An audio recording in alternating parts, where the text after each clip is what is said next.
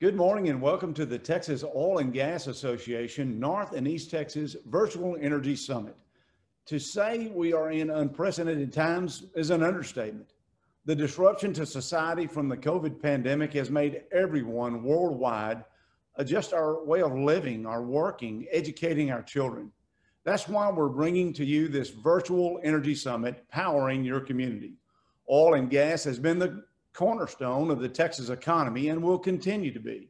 North and East Texas are dynamic to the Texas economy, and we have a very insightful program today on how we can all power forward together. No event is possible without partners, and I want to start by thanking TXOGA's 2020 event sponsors, Concho Resources, PDC Energy, Oventive, and the Port of Corpus Christi. A huge thank you to our Energy Summit Series sponsors, Chevron, Marathon Petroleum, Occidental, Sempra LNG, and Energy Transfer. And we couldn't do this without our partners in North and East Texas, Financial Executives International, Dallas chapter, Texas CPA Dallas, Jackson Walker, Longview Chamber, North Dallas Chamber, North Texas Commission, and the Tyler Chamber of Commerce. Many families have benefited and businesses have grown substantially in North and East Texas thanks to the oil and natural gas activity. And just as this mighty region has prospered, so has Texas. In 2019, just in this region, oil and natural gas activity accounted for over $241 million paid directly to school districts in 61 counties. And over $36 million was paid directly to counties in oil and natural gas mineral property taxes. Additionally, tens of thousands of Texas families in North and East Texas are supported directly by the industry in jobs that pay an average of $125,000. More about the statewide benefits later.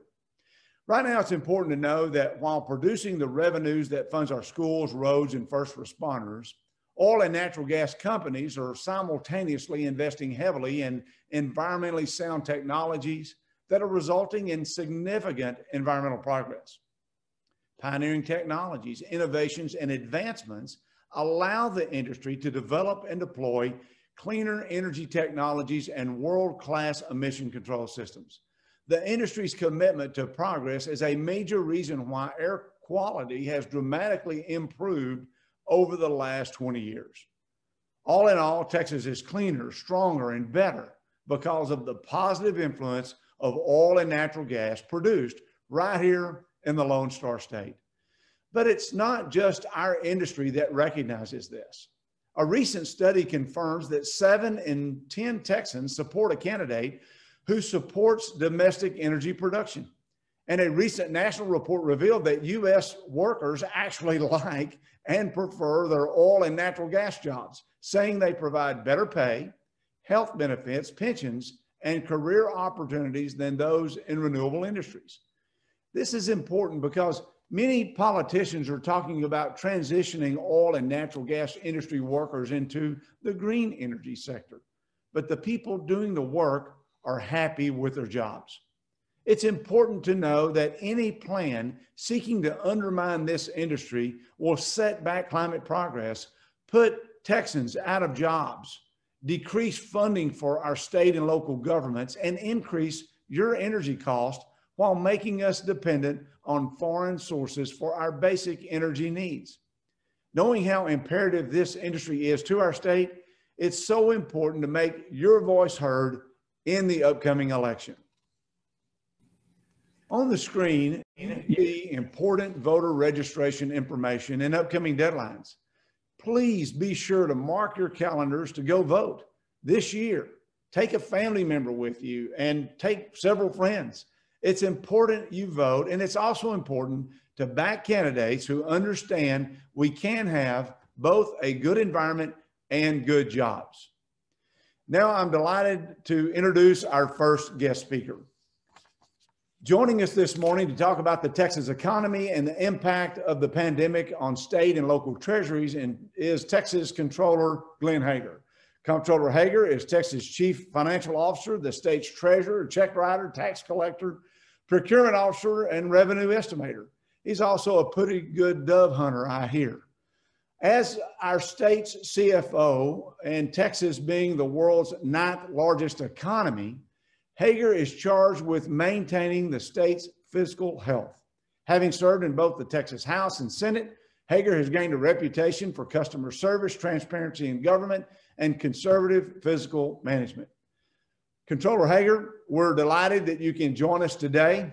We're glad that you're here, and we look forward to you sharing with us your thoughts this morning. Good to be with you this morning. So, yeah, Todd had to throw that in about dove hunting, because as we were getting started earlier, I just couldn't help but rub into him. He said, "How's your day?" And I said, "It was great. I got up, went into the field with some fellow Aggies, got my limit, and now I'm speaking to y'all from the brush country here in South Texas before I head back to the office this afternoon." But, I want to say thanks for the opportunity to be with you today. I wish we were obviously in person, but so is the day that 2020, and secondly, I really want to say thank you for what all you and your members do here in the great state of Texas. As TXOGA is being our oldest organization representing petroleum interests here in the state of Texas, and really great organization that I've enjoyed working with over the years. If we kind of backtrack real quick. Controller, we have a little technical glitch here. Your audio is great. Let's let your text and our text both check our video sharing, and now we've got you live and in person. Okay, are we in person now? We're good? Your video is great, and we heard your audio the whole time. You're in good shape. Okay, all right. Thank you, Todd. Appreciate that. So if we kind of go back to February this year, which I don't know about you, seems like it was 1,000 years ago. This year has been a very, very long year, between obviously the downturn in oil prices and the disruption in the market, as well as the global pandemic, which has undoubtedly made it worse.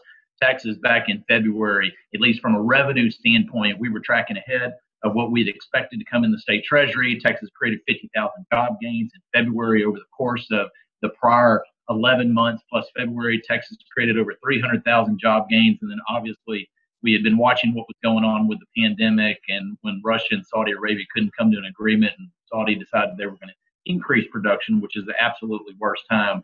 I started telling my staff there's no doubt that because of such a large role that the oil and gas industry plays in the state of Texas, it would be such a drag that Texas was likely going to have some type of recession this year. And then obviously once we got into mid-March and so many businesses were being shut down, and whether that's in the airline industry, the disruption that's occurred there, we started tracking a lot of non-traditional revenue numbers and economic indicators, because things that we normally track, whether that's revenues into the state treasury, lag with occurring.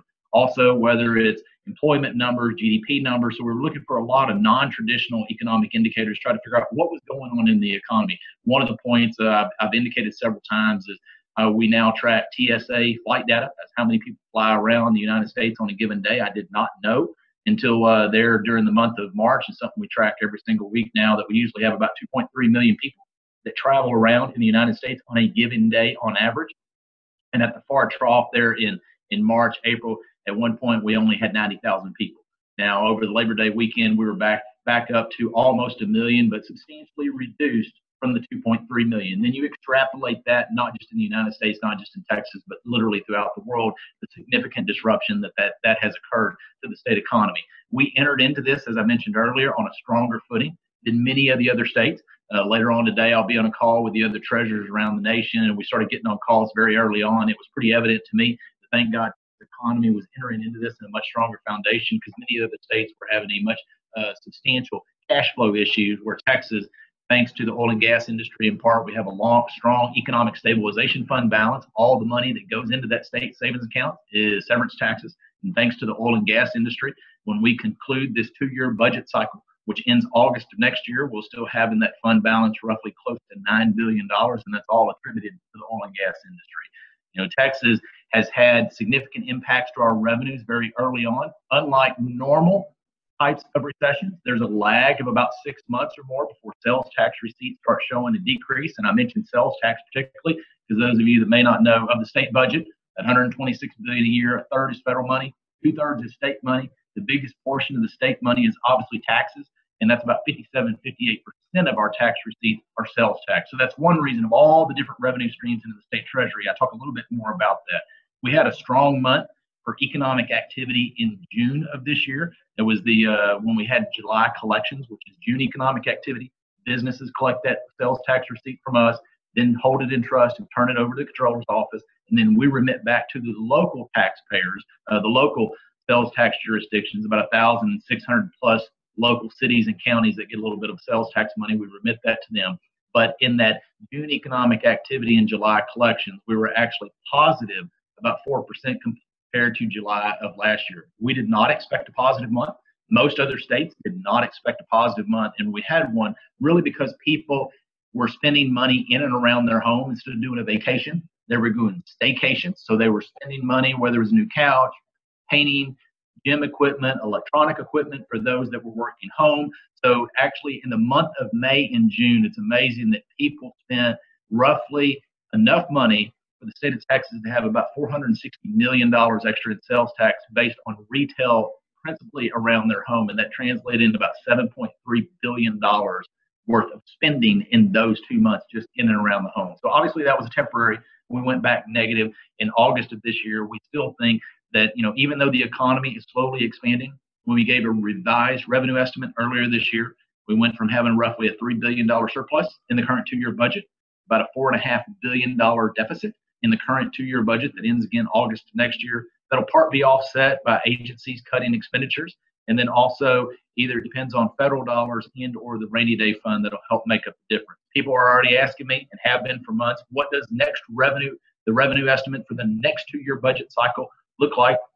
We'd really like to test the assumptions that we've made in this current revenue estimate, which is that the economy is going to continue to expand, that there will be no more government mandated shutdowns, and those restrictions on government will slowly continue to be loosened this fall. So that's the assumptions, and we want to test the revenue numbers coming in because that'll be the base of what we put as a new revenue estimate for the next 2-year budget when we provide that in January. But the long and short of it is, because of the contraction was so deep, so strong, Texas is tied to the international economy. Most of you may recall that Texas is 19% of all the exports out of the United States. So we're the #1 exporting state, in large part. Why? Because of the oil and gas industry.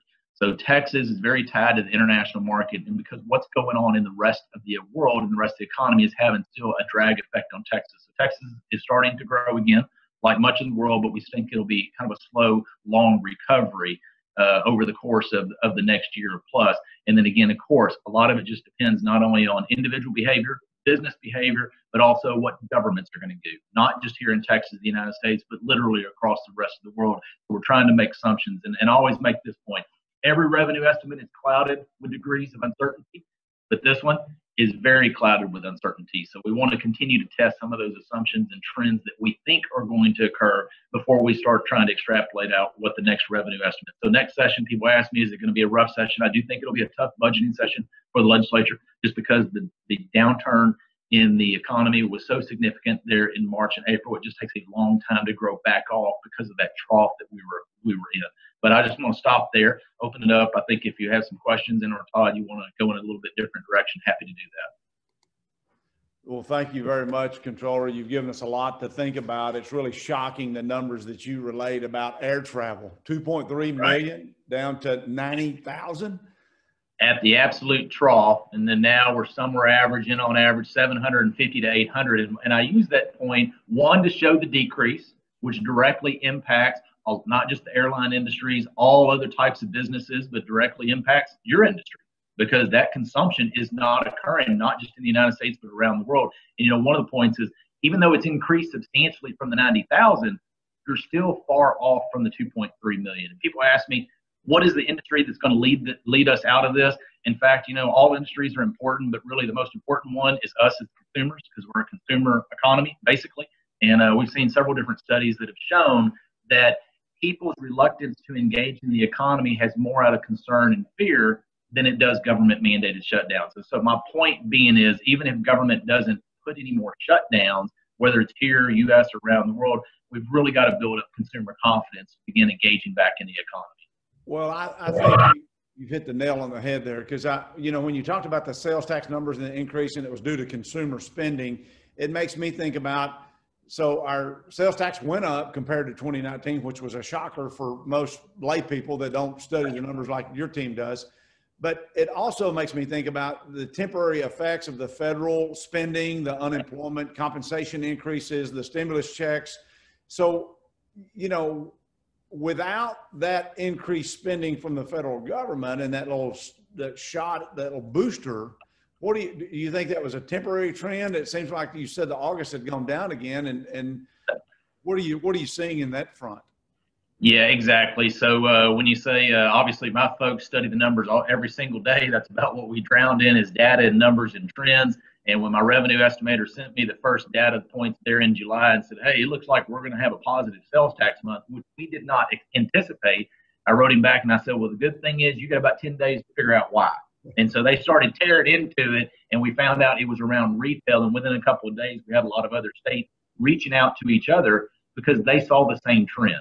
And, you know, what I wanted to make the point is this is a positive, but it's really a temporary positive because people, instead of going on a vacation, they had that money, they decided to spend it around their house, they were trapped at home, they want to do some home improvements. And then, as you mentioned, the additional stimulus dollars, as well as unemployment benefits, which all of those have played out, had a significant contribution to that. So even though spending had decreased, there was an infusion of significant amounts of federal money, which we don't take into this new estimate, another infusion, because Congress has been talking about it, but until the House and the Senate pass something and the president signs it, we're not taking it into account. I want to see the final dry ink before my point being, as to your point, those dollars do have a significant impact at a temporary moment in time in the economy. You're absolutely right, Todd. Well, since you're talking about those stimulus dollars and the dollars that are flowing to consumers, they've also flowed to state government as well. And in thinking about that, I know there was a budget surplus, then there was a budget deficit, but that was offset somewhat because of the federal dollars that went directly to the state of Texas. And what we're thinking about is next session. And is there any idea that you have about how much of those dollars might be available for general budget purposes as compared to those dollars that might be restricted to a pandemic response? Because I think that restricted spending is what I think our listeners are interested in. That's a very good question. That's one of the points that I've made. When we look at next legislative session, we have the $4.5 billion deficit in this current budget, but that's been reduced by almost about $1 billion because state agencies have been told to reduce their expenditures. In the very beginning, I said, hey, my agency, we're doing a hiring freeze, we're implementing a freeze in pay increases, reevaluating IT projects, because I was trying to script out. I don't have the ability to tell other agencies, the governor, the governor, the speaker does. Y'all better start looking at your budget. Now, those savings are going to be in the Treasury, but they're not recognized on paper for the revenue estimate until the legislature comes in and takes action. So the point is that's a reduction. And then your question is, what other federal dollars? Texas has received and will receive over the course of this biennium around $15 billion. Some of that is for designated purposes, whether it's public education, higher education, some other areas, but we've got $6.2 billion of it for COVID type expenses. Now the Treasury has given some broad parameters of what that can be spent on. However, the concern is there's only so much you can spend, $6.2 billion on personal protective equipment, yet even if the parameters are broad, you still have to make sure to document all that for when the federal inspectors show back up. You have to make sure that it fits within their parameters. And so myself, as well as many other state treasurers or controllers, as well as governors associations, have advocated to the feds if those parameters could be loosened, then those dollars can certainly solve the budgetary issue that Texas has in this current 2-year budget. And then the real question for the next 2-year budget just becomes in part additional federal dollars, loosening of those current federal dollars I've mentioned, and then what is the trajectory of the economy? And a lot of that based is on consumer and consumer confidence in the economy and balancing the need of protecting those that are most vulnerable, those with pre-existing conditions and a certain age and above. Unfortunately, that's those that are most vulnerable. Yet the rest of us can continue to gauge in the economy because we can't continue to live in a cocoon or live in our house. We got to get back to work. And I know most Texans do. And the good thing about your industry is all about getting back to work. They are, and they're interested in getting back to work in a safe manner, one that makes sense. But, you know, wear a mask, wash your hands, keep your distance, and go to work is kind of the message. And we need the air industry to recover. We need the restaurant industry to recover. We need I know our schools are doing a phenomenal job of managing the difficulty of educating kids at the same time worrying about these health issues. But until we normalize, we're just not going to see a restart of the economy. And, you know, this oil and gas and delivering the gasoline for your cars, the natural gas for your homes is a complicated process. It starts Yes. in the Permian Basin in West Texas or in South Texas, or, you know, we have some in the North Texas area as well that still has to go to be processed and then sent back out for power generation. And, you know, the great news, the air quality is cleaner because of clean, affordable natural gas, and our gas bills are less. And your industry has been doing that from day one as a critical industry here in the nation, as in trying to continue to keep operations, which was very difficult. So y'all were one of the first ones that had to meet those challenges on day one, how to continue to keep the needs of the economy and the country continuing to operate. And I just want to say thanks for everybody who's listening for stepping up and doing that on day one amid a significant downturn, unfortunately, that the industry has seen. We appreciate your acknowledgement of that, and your office, your team have worked with us during the height of this pandemic to evaluate what can be done to keep our economy going. Oil and gas is a cornerstone of our economy, and we appreciate your leadership there. We got just a real short amount of time, but just real quickly, a couple of quick things. Policies matter. I mean, they do. You recognize that as a policymaker now as our state CFO. Last session, real quickly, a bill was passed that required remote sellers and marketplace providers to collect sales tax on their products. And so, you know, I know that was a policy decision that had to be made for parity of those that were collecting tax and those that weren't. Can you give us anything quickly on, is that working? Have you? Yeah, real quickly. My staff, I appreciate a lot of folks worked with us to come up with some what we deem model legislation, handed over to the legislature. So those businesses that are marketplace providers, essentially companies go and sell through their platform, have to collect, remit to me, as well as those that are remote, those that don't have any presence in the state of Texas whatsoever, maybe a mom and shop website, you name it, they sell through, and they're supposed to collect and remit to us. There's a lot more of them than we had ever anticipated. Imagine that. We had originally estimated that legislation would equate to about $500 million for the state of Texas. And in fact, in the first 10 months, it wasn't in effect for the full 12 months of the last fiscal year, but in that 10 months, it brought in over $1 billion. Wow. And that also meant another $280 million to local government. And so I've told the legislature, be very thankful that you passed that essentially parity legislation. So the brick and mortar businesses that were having to collect it are on pair with other businesses that are online, because it's a significant amount of money. And during the pandemic, people's purchases online have gone up substantially. And so therefore, it's a significant boost to the state. And unlike some other states, unfortunately, that are crying right now because they didn't pass any legislation as a result of that U.S. Supreme Court decision that enabled states to have the ability to go, therefore, make sure that there was parity from business to business, whether it's an on-premise bricks and mortar or whether it's online. Well, we appreciate your leadership there, because I think Texans are not fond of taxes to begin with, but at the end of the day, you want them fair, you want them consistently applied, and you want to have transparency in that process. You have, and your team have been working overtime to help Texans get through this. We are so thankful for that. We're thankful that oil and natural gas is making a difference in people's lives today. And one of the things, you know, during catastrophes and natural disasters, a lot of times there's disruption in fuel supplies. We noticed the run at the grocery stores, but, you know, you couldn't get bread and tortillas and some basic things. Gasoline supplies were there every single time, and it's because men and women stayed at the job, persevered through it, and got it done. Controller Hegar. And I want to say thank you, Todd, very much, because y'all are working with us. As you mentioned, policies matter. And one of the things I heard you earlier saying, people need to get out and vote. Elections have consequences. Policies have consequences. And one of the things, you know, we're trying to work with y'all and several others is if people do want to have a fracking ban nationwide or here in Texas, it's going to be a significant impact to the state economy. And so my team is trying to work with y'all and some others to come up with numbers before the election is over to prove the point that we need a very prosperous and thriving oil and gas industry here in the state of Texas. Well, thank you for that. We do. And we want to make certain that the policies are smart policies, and fracking bans are going to, you know, eliminate 120,000 jobs, lose $65 million to state treasuries, not considering the impact to local governments. And we know that's a safe and highly regulated process, and it's just a small process of oil and gas recovery. And so that's why we're glad to have these conversations today. We appreciate your leadership. Hope you have a great rest of the week, and we appreciate all you do for all Texas. Yes, sir. Good to be with y'all. Thank y'all. Thank you. Take care. We thank you, Controller Hegar. Now we're very fortunate to have the opportunity to hear from one of our state's leaders in Washington, D.C., Dr. Michael Burgess. Congressman Burgess is from the 26th District, located right here in North Texas.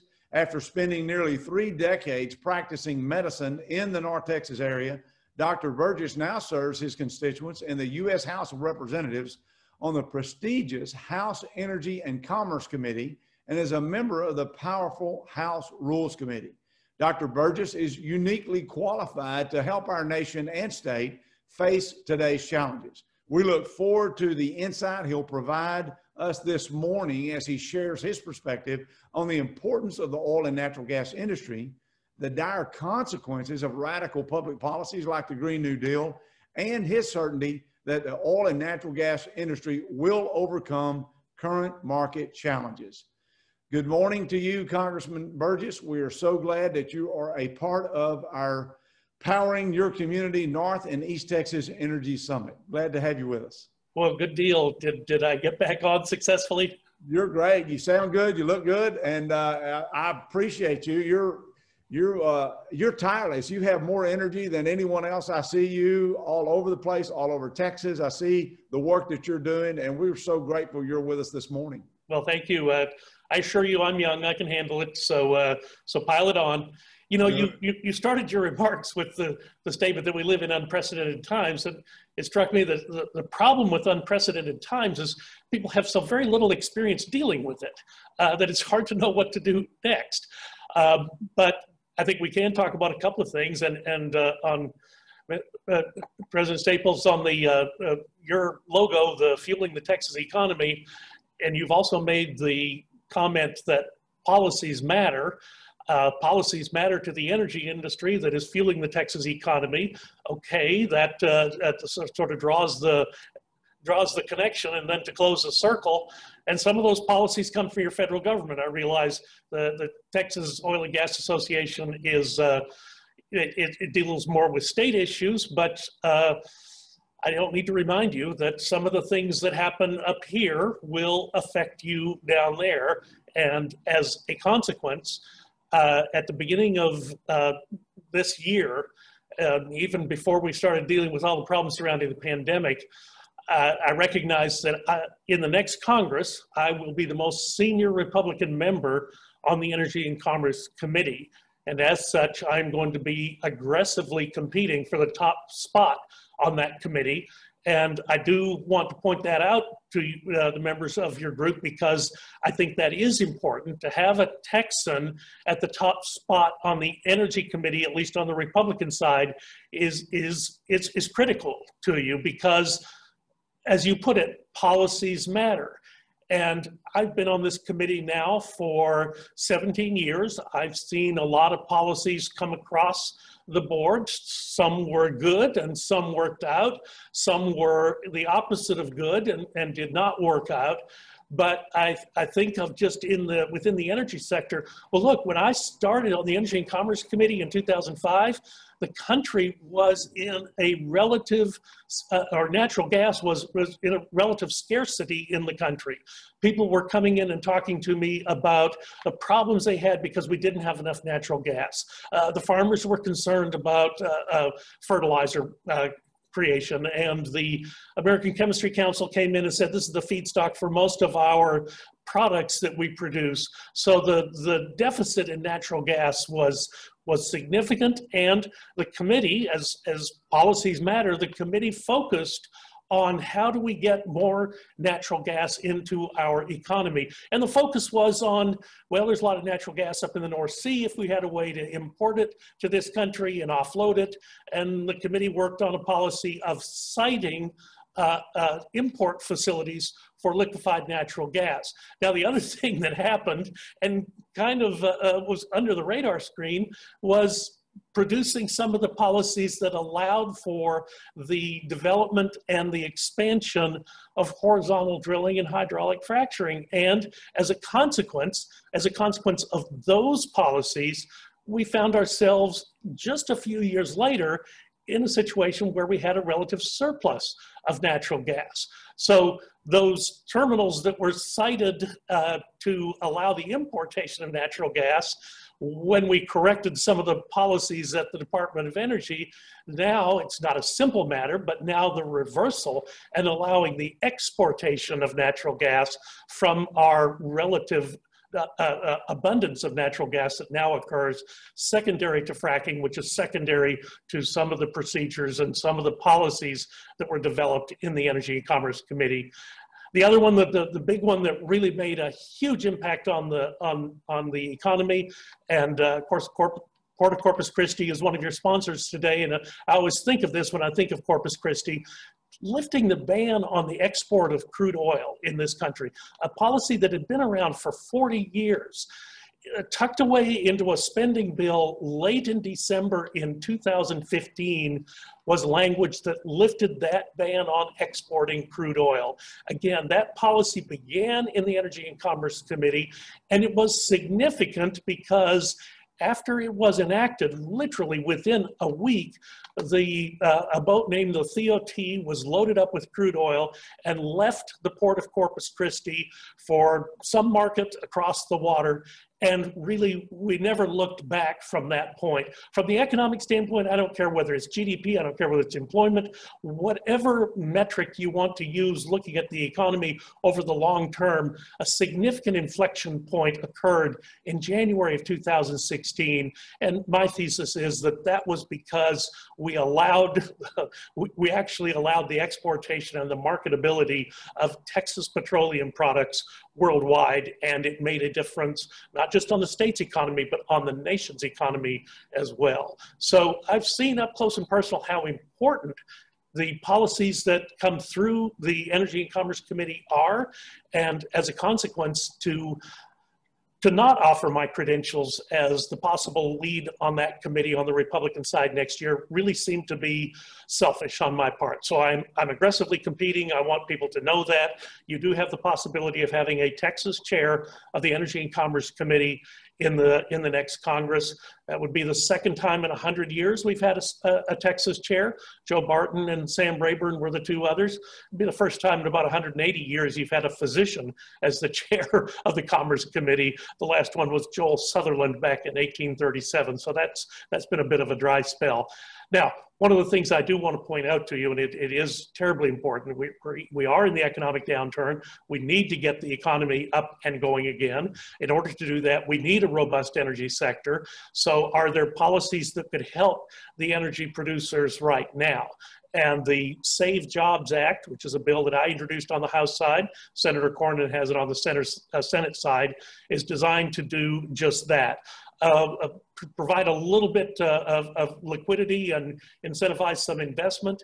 The 45Q tax credit is going to expire at the end of the fiscal year, which is really just in a couple of weeks. So the Save Jobs Act would extend that for another year. I realize it's not a permanent extension, but at least gives us a little bit of a breathing room while we're in the middle of the pandemic-caused recession. On the liquidity side, it suspends some of the capitalization rules for certain inventory costs and reduces mandatory deposits for motor fuels taxes and allows a little more flexibility on leases on federal lands. So those are some policies. Actually, any one of those could be done as standalone policies, any of the policies in the Save Jobs Act. I had argued for getting some of them into the big coronavirus relief package that was passed at the end of March, but wasn't successful in that. But I think that's still an argument to be made. I am also mindful that I've heard from a number of people in the oil and gas industry who have advised me that the quickest cure for low oil prices is low oil prices. Don't try to interfere in the market because it does correct itself. And I do take that admonishment very, very seriously. But at the same time, if there are some things that are happening at the federal level as far as federal regulations, federal tax policy, if we can provide a little bit of flexibility and a little bit of breathing room to our producing industry during the time of the pandemic, I feel that it's important to do so. On the infrastructure side, and we do hear a lot of talk about infrastructure, we've seen more heat than light there. I just want you to know the Energy and Commerce Committee actually compromised with committee Democrats to come up with a reauthorization of the Pipeline and Hazardous Materials Safety Administration that was then subsequently blocked by Democrats on the Transportation Infrastructure Committee, which is unfortunate because some of the modernization that occurred in the language, the compromise language that was in the Energy and Commerce Committee bill would go a long way as far as facilitating data transfers and allowing just a little bit cleaner communications between the pipeline operators and those who are on the receiving end downstream. So that's still an important one that is out there that could in fact pass before the end of this year. There would just have to be the political will to do so. Right now, the downside on the political will is that there does seem to be a political party that is invested in prolonging the recession because they see a political opportunity there. And that is truly unfortunate. I'm not trying to be partisan when I point that out, but that is just the reality of the world in which I live. And then I think you've done a great job of focusing on issues regardless of partisanship, putting that aside, looking at what's good for Texas, what's good for your constituents. And I tell you, it's music to our ears to think that you can be in the chairmanship of the Energy Committee. Texas, as we know, represents 40% of the nation's production today. We are the energy capital of the world. And so having a Texan on there and someone that's demonstrated the depth of knowledge that you have on these issues is going to be very important. You cited two things I want us to kind of talk about a little bit. You cited the lack of natural gas. As the former agriculture commissioner, as somebody that's been in the cattle business myself, I felt firsthand the lack of natural gas, the high fertilizer prices. Texans do not want to be dependent on foreign sources of food, nor do Texans want to be dependent on foreign sources of energy. And so through smart policies, through innovative technologies, now we have more natural gas than we can use. Yeah. And, you know, that's the beauty of the way this system works. We export, you mentioned the lift of the crude export ban. We export a lot of products in Texas today. We raise cotton and we export it. We raise cattle and we export that. And as a result, we have more than we can use. And that's the same of oil and gas when y'all smartly and wisely lifted that export ban. And we appreciate your leadership on that. You know, it also lowers consumers' electricity costs to have available clean natural gas. And North Texas is an area where we want to be good neighbors. We want to work through issues, but we have proven time and again, you can produce clean natural gas and you can have these jobs and you can do it in a mutually beneficial way if you get to the science. In thinking, Congressman, about moving forward where Texas is today, you mentioned the Save Jobs Act and the 45Q tax credit. Those are vitally important and we're thankful for that. There's been a lot of conversation about an additional stimulus package coming out of DC. Can you mentioned, and you were kind of getting into it, about the partisanship that's rising up. Do you see anything passing before the election, before the end of the year? What are your thoughts on an additional stimulus that might be coming out of DC?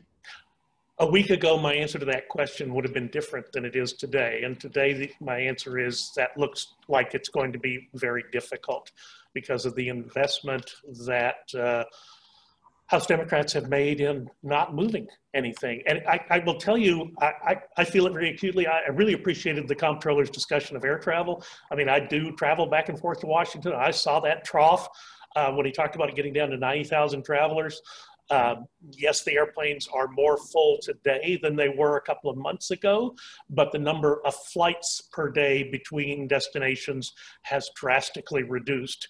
And as a consequence, it's just very difficult to see how we recover until we can get more recovery in that sector. However, there does seem to be a political party that is invested in not recovering because it makes the argument to change the occupant of the White House, change the political makeup of the Senate, and keep the House controlled by Democrats. Look, Todd, I remember in 2009 when that condition existed, and a bill called Waxman-Markey, which was a cap and trade, which is kind of the forerunner of the Green New Deal, which would have been absolutely devastating to Texas when that bill was passed. But then you also point out through innovation and using clean natural gas and replacing some of the older coal-burning facilities, the amount of carbon in the atmosphere now is less than what it would have been under the constraints of the Waxman-Markey bill, which also, oh, by the way, would have destroyed the economy. So there is a way out of the problems that we are in, but that way is through innovation, not through regulation, restriction, and high taxation. You hit the nail on the head. And I mean, because of clean natural gas, the world's air quality is better today. Carbon dioxide emissions are down. Methane emissions from oil and gas systems are down 23% since 1990, all while production has skyrocketed. So there are so many good things, and there's so much misinformation. As we're running a little short on time, this has been great information. We've loved this, but I can't help but ask this question. You know, you are a medical doctor. You have your finger on the pulse, literally, of health issues, oil and gas, energy issues that are the health of our economy. But when we're thinking about COVID, this isn't the first pandemic that our nation has ever faced. And so from a medical perspective, can you share with us a little bit, are there precedents that we should be looking at so that moms and dads at home today that might be listening and doing their job today, but know they have to care for their families, could kind of walk us through maybe quickly a precedent or where we're at medically in this pandemic, if you can? Well, just as a data point, we are 6 months into this pandemic, and you look at the survival rate for people who are hospitalized, ICU hospitalized with this illness, and the survival rate has gone up, what, 40 or 50% since the illness first hit our shores. So when in the history of pandemics has medical science responded with such success as far as the medical countermeasures to treat the illness? And we're learning more every day, and new things are coming down the pike every day. Of course, the big one is Operation Warp Speed and the hastening of the day that a vaccine will be available. 5 good candidate vaccines, maybe 6 candidate vaccines out there.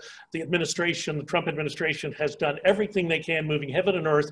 Let's consolidate some of the pathways that these things have to go through in order to be proven safe and effective. Let's try to do some things simultaneously rather than sequentially. And as a consequence, we are now in phase 3 clinical trials, 6 months into the pandemic. It's just 6 months ago that the genetic sequence of this stupid RNA virus was first revealed. And you now have phase 3 clinical trials occurring.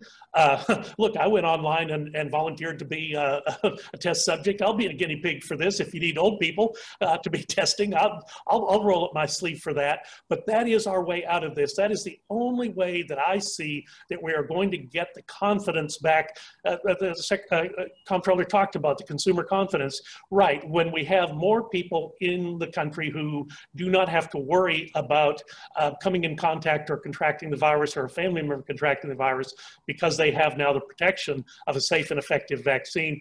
Look, I get it. Some people aren't going to take the vaccine. Some people will never take the vaccine. I would not ask for, nor would I seek, or would ever support and mandate for the vaccine. But I do want people to have the option, particularly people who are in congregate living facilities, like in our nursing homes, and people who are on the front lines of battling this illness every day. I want them to have the ability to take that vaccine if they choose to do so.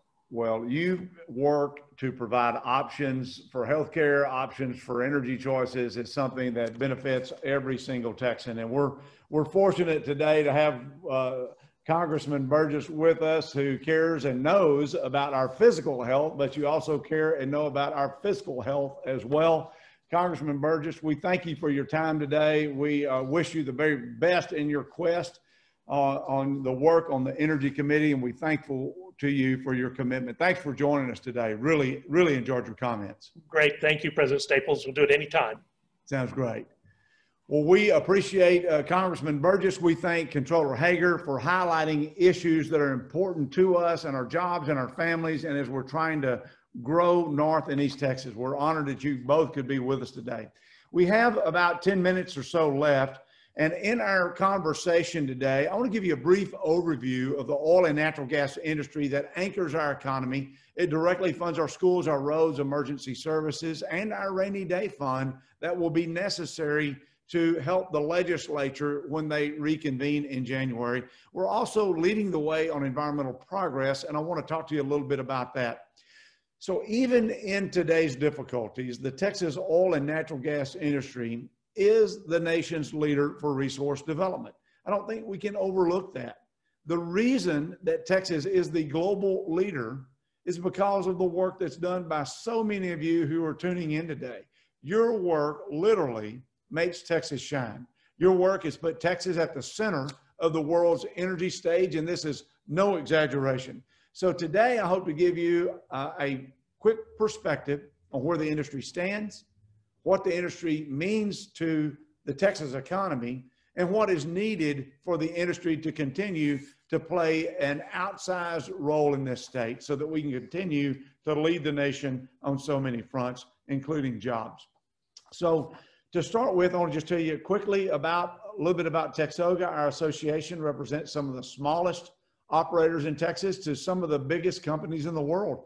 We are the state's oldest and largest oil and gas trade association, representing every facet of the industry, that being upstream, midstream, downstream, service companies, our ports. It all comes together for a national energy security. We also consider very valuable our partners that are the law firms, the tax firms, financial institutions, and other affiliates who care about a secure energy future. I want to give you a couple of data points that describes the real reach of the pandemic on this industry. Now on the screen, you'll see a chart representing U.S. average daily oil and natural gas production. Oil is in blue, natural gas is the red line, and the time frame here is May 2018 to June 2020. You'll see huge drops occur in March 2020. This was right when U.S. COVID lockdowns occurred. And this is about the time frame when Controller Hegar talked about 2.3 million daily travelers down to 90,000. So the consumption constricted significantly. You'll see the chart topped out at about 12.9 million barrels of oil a day in November of 2019, and then it reached a low point of 10 million in May 2020. Now you may be thinking, well, why didn't you just stop producing oil and natural gas when people stopped using the product? Well, it's just not that simple. There are contractual obligations. There are complex systems that you just can't turn on and off overnight. And so it took a while for the industry to react, but they did swiftly, more so than in many other instances. And you'll see the chart, if you can look at that data, it tells you a little bit about natural gas reductions as well. And not surprisingly, as Texas being the leader, we had similar production declines. The next chart will show graphs that will reflect the rig count and the capital expenditure reductions. Now, TXOGA reviewed the announcements of 53 companies collectively. These companies reduced spending by almost $62 billion that was planned for 2020. Just in a matter of weeks, these companies individually all made the decision that they're going to have to reduce spending that much. That has a big impact on our economy. And Texas being the biggest producer, we had over 400 active rigs when this began, and this dropped to about 106 rigs. And so as at the beginning of September. So that's a big slowdown in economic activity. Our next slide will demonstrate that prior to COVID, state, our schools, our local governments were benefiting tremendously from oil and gas. Let me tell you what that number represents. It represents over $16 billion that was paid by oil and natural gas to state and local governments and paid in state royalties. Ladies and gentlemen, this represents about $44 million a day that our industry contributes on a daily basis in 2019. 31 represents 31% of the entire private sector economy that oil and gas supports. 428 represents 428,000 Texans who had a job last year thanks to oil and gas, a direct job, not an indirect job very important to point that out as well. I think what these numbers reflect and will show is that when oil and gas does well, all Texans benefit. It doesn't matter your zip code. You don't have to live in the middle of the oil patch to benefit. Our universities are being funded from oil and gas, our roads, our first responders, many police departments that respond to you in your time of need, and first responders are funded from oil and gas activity. So in the next few slides, I want to discuss 3 keys to restarting the Texas economy and getting oil and gas going again and ensuring we remain competitive with other states and, for that matter, other countries. Because when consumers begin again, as Congressman Burgess and Comptroller Hegar discussed, we're going to need energy. And so I want to talk to you a little bit about some keys for this, so it'll be a domestically supplied energy source. The first slide you see that's on your screen, on the right there, we have a map displaying the Texas highway network. It's a map that looks pretty familiar to you, I'm sure. On the left is a map detailing the pipeline network in Texas. This looks pretty similar, I would think you would agree, to the highway map that you see on the right. Just as Texas highways get you to work and to school, pipelines safely deliver the natural gas that heats and cools your homes and the gasoline that fuels your cars. My point is this: pipelines are the oil and gas highways of Texas. They are a part of the essential infrastructure, just like high-speed internet and water and other essential needs that we have. The next slide will demonstrate it, kind of as I mentioned earlier, that the oil and natural gas industry is committed to climate progress. We share a common goal of a lower emissions future. We are fully embracing that fact, and we know that we can achieve both economic and environmental success. We know that can happen because it's being done every single day. Some examples of initiatives that elevate this priority are the Environmental Partnership and the Texas Methane and Flaring Coalition. I encourage you to go online, look and dig into what these companies and these industry-led groups are doing. They're investing dollars and investing time in research to do things that will make our environment better. They're researching carbon capture, use, and storage technology. They are implementing leak detection and repair equipment. They are using improved sensors and monitoring overall. And they're sharing this information, these best practices, with other companies. And they're doing it in a way that keeps our economy moving. And by the way, refining technologies, they've made our fuels more than 99% cleaner. These efforts have reduced emissions and they've improved air quality.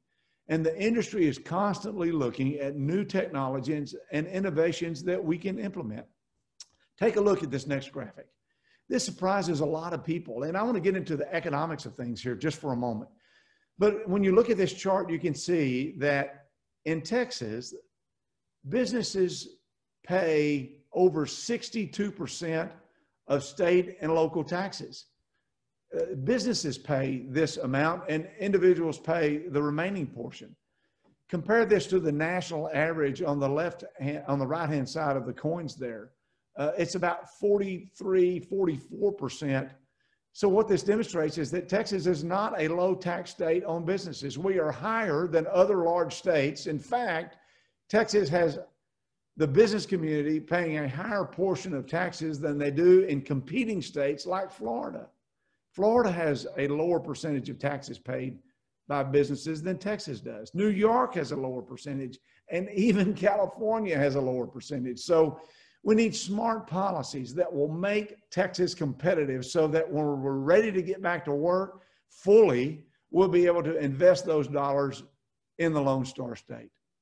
Whether you think we compete on a national scale or not, or against these large states or even countries, we need to recognize that Texas is comparatively high state on business taxes, and we need to be smart on how we attract these businesses and these jobs.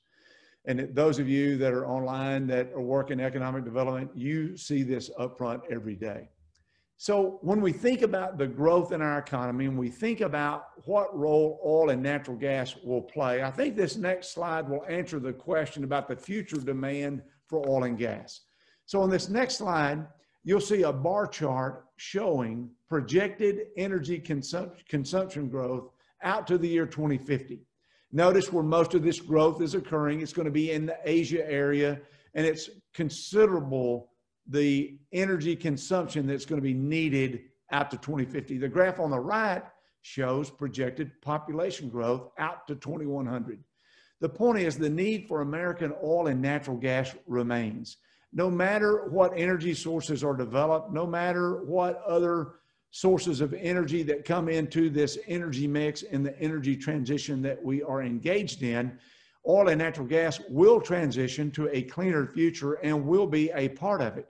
And here's a quick example that Willie Chang, the CEO and president of Plains All American Pipeline, shared with us on our Powering Forward Energy Summit. I hope you saw.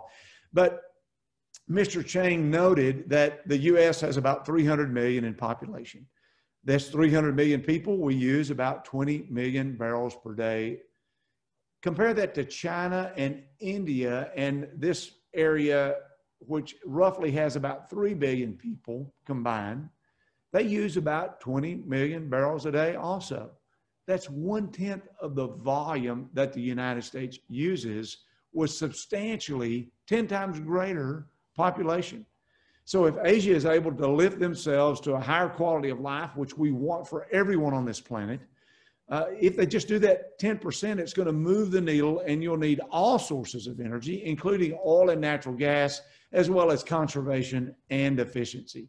So we need smart policies to ensure that Texas oil and natural gas can play the role it needs to play, supporting families, supporting our schools, supporting our jobs, and supporting our climate progress that oil and natural gas is a part of. We need balanced eminent domain reform that recognizes essential infrastructure must be delivered to Texas families. We need to fund our agencies like the Texas Railroad Commission and the Texas Commission on Environmental Quality, because oil and gas producers believe in sound science-based regulation, and they want to ensure that we have quality state agencies to implement the rules and that they're implemented fairly amongst all parties. We need fair tax policy also to make certain that Texas can be competitive globally, not just with Louisiana and Oklahoma and Louisiana and Alabama and our other states that we compete with so many times. So to wrap up, I want to talk a little bit about what's your role. Well, number one, the most important thing you can do is to take action. You can make your voice be heard. We need people to stand up for our industry. Take the facts that you heard today. Go to our website, educate yourself and educate your neighbors about real facts about the oil and gas industry. And we need you to go to the polls, and we need you to be online in social media. You can see, you probably should have seen a recap video of the Texas Energy Day at the Capitol from last legislative session that was at the beginning of our program. We will not be meeting in person this year, but for those of you that are listening, we want you to engage with us in a robust Texas Energy Day online. You can be a part of this process, and the way that you can get information and updates on Texas Energy Day and other news is to join our community. We want to do our job to keep you armed with the best information possible. So if you'd like to hear more about what you heard today, if you'd like to keep up with what TXOGA is doing, you can pull out your cell phone right now. You can take your smartphone, you can text the number 52886. 52886 is all you need to type in, and then the subject line, put TXOGA. That's reflected on your screen. This will give you an opportunity to sign up to receive additional emails that will keep you informed. I promise you, we will not spam you. Be sure to check out our website, our social media pages as well. The links are on your screen. And finally, if you're interested in knowing more about policies, about candidates, I encourage you to go to TXOGAPAC.org. All these links are on your screen. We do hope you'll take a look. And as I wrap up today's program, I want to thank again Controller Hegar, I want to thank Congressman Burgess for your important and thoughtful comments this morning. We know there's challenges ahead. We're glad that we have leaders like Congressman Burgess, Comptroller Hegar, that are helping guide through this process. We are thankful for communities right here in North and East Texas, and we know the difficulties that we're in impact your budgets. I want you to know that Oil and Natural Gas looks forward to partnering with you. We look forward to bouncing back. We look forward to having a dialogue about how we can grow jobs, how we're going to protect our environment, and how we can all mutually coexist. And let's work together to get this pandemic under control. Texas Oil and Natural Gas is making our nation and our state cleaner, stronger, better. We are proud to partner with businesses and families in North and East Texas who want a bright future for you and your families. Most of all, we're thankful to each of you who have joined us today.